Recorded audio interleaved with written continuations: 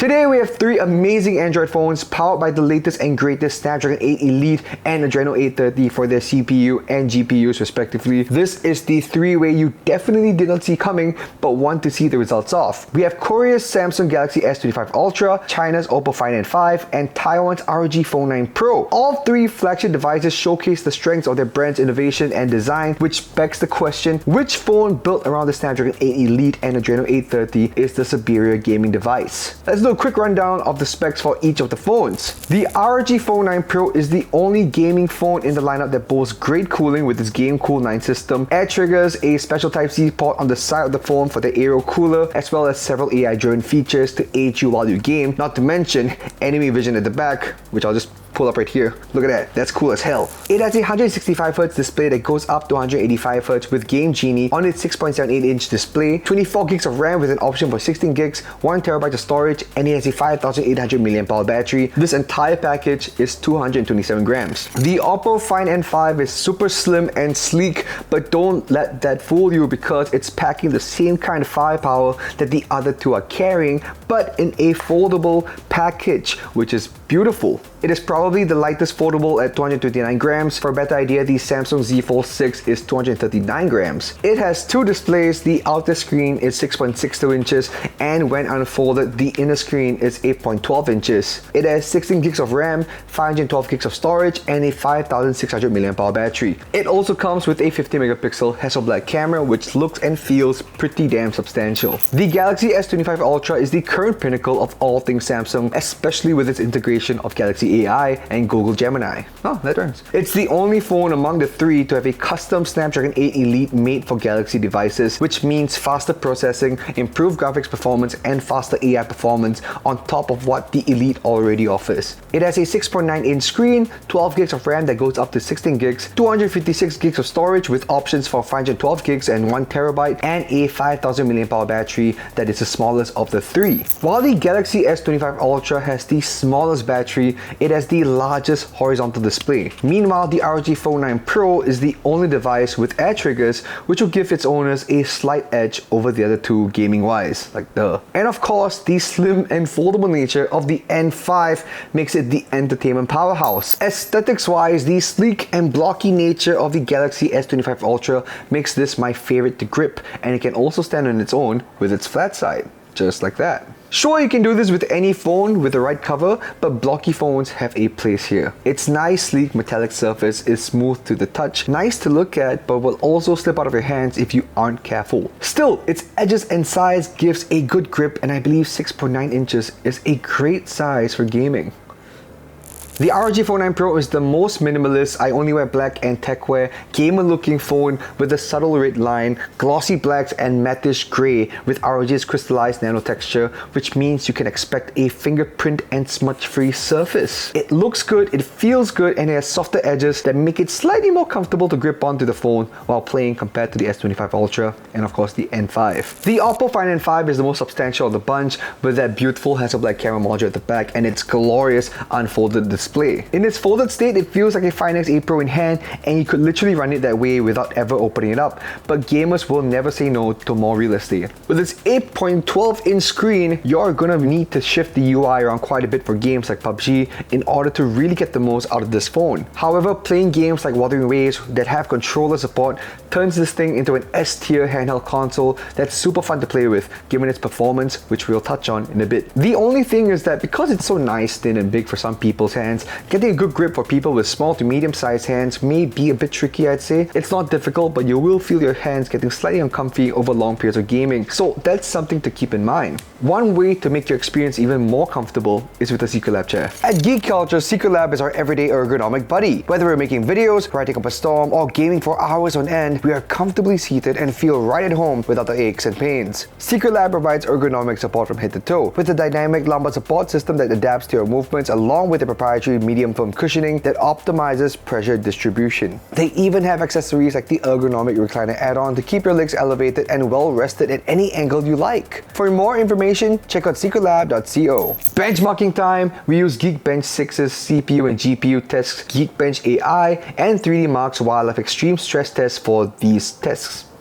We tested these phones twice with the default modes on and performance modes on separate runs, so here are the results. Starting with the ROG Phone 9 Pro with X mode turned on, Geekbench 6's CPU test scored 3073 for its single core score, 9838 for its multi-core score. In the GPU test, it scored 19261. In Geekbench AI, it scored 2503 for its single precision score, 3072 for its half precision score, and 5567 for its quantized score. In Wildlife Extreme Stress Test, its best loop score is 5639, its lowest loop score is 4620, its stability is 81.9%, battery went down from 88% to 74%, which is a 14% difference. Its lowest FPS was 15 and its highest was 41, and temperatures range from 31 degrees to 54 degrees Celsius. With dynamic mode or balance mode turned on for the ROG Phone 9 Pro, Geekbench's 6 CPU test scored 2022 for its single core score, 7794 for its multi-core score. In the GPU test, it scored 8398. In Geekbench AI, it scored 2317 for its single precision score, 2304 for its half precision score,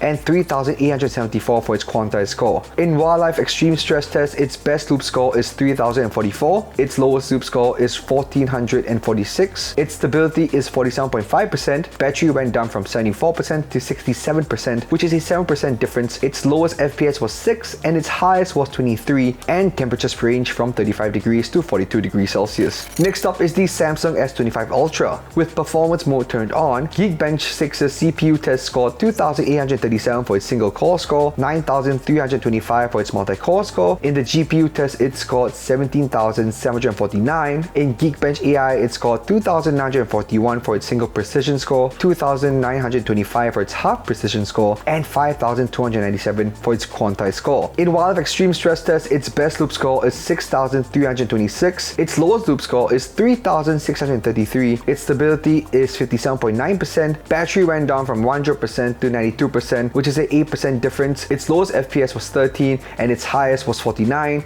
and temperatures range from 33 degrees Celsius to 43 degrees Celsius. With balance mode turned on for the S25 Ultra, Geekbench 6's CPU test scored 2689 for its single core score, 9662 for its multi-core score. In the GPU test, it scored 16523. In Geekbench AI, it scored 2797 for its single precision score, 2809 for its half precision score, and 4767 for its quantized score. In Wildlife Extreme Stress Test, its best loop score is 5933, its lowest loop score is 3120, its stability is 52.6%, battery went down from 41% to 31%, which is a 10% difference. Its lowest FPS was 13 and its highest was 47, and temperatures range from 36 degrees to 44 degrees Celsius. Lastly, the Oppo Find N5. These tests were done with the phone being folded up, but I did do a test for Wildlife Extreme Stress Test with the phone in tablet mode or folded out to see how much of a difference there is. Again, the following results are with the phone in its folded state. Pro Gamer mode turned on, Geekbench 6's CPU test scored 2856 for its single core score, 7803 for its multi-core score. In the GPU test, it scored 15131. In Geekbench AI, it scored 2331 for its single precision score, 2339 for its half precision score, and 3948 for its quantized score. In Wildlife Extreme Stress Test, its best loop is 5194, its lowest loop score is 3297, its stability is 63.5%, battery went from 26% to 14%,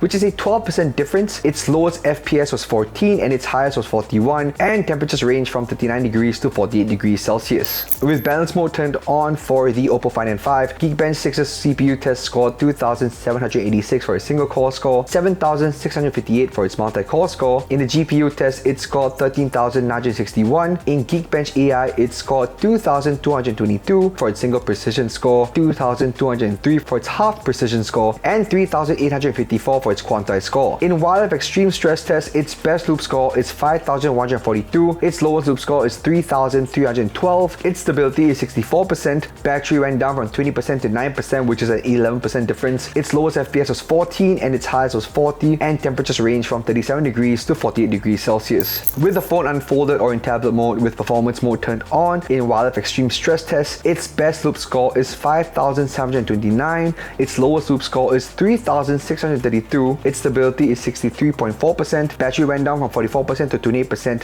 which is a 16% difference, its lowest FPS was 14 and its highest was 48, and temperatures range from 35 degrees to 45 degrees Celsius. With balance mode turned on for the Oppo Find N5 in its unfolded state or tablet state, in wildlife extreme stress test, its best loop score is 5,656, its lowest loop score is 3,317, its stability is 58.6%, battery went down from 20% to 13%, which is a 15% difference, its lowest FPS was 14 and its highest was 42, and temperatures range from 38 degrees to 46 degrees Celsius. Kind of interesting to see the performance change for the Find N5 when you add in that extra 2 inches of display. On paper, it's safe to say that it is a close fight between all three of them. The ROG Phone 9 Pro is the most stable at 81.9% with X mode on, of course. Samsung had the lowest temperatures with its highest being 43 degrees Celsius, and Oppo trying to play catch up with the other two, though it's way more stable than the S25 Ultra. Ultimately, the ROG Phone 9 Pro that we have on hand blows both phones out of the water because 24 gigs of RAM is a key factor.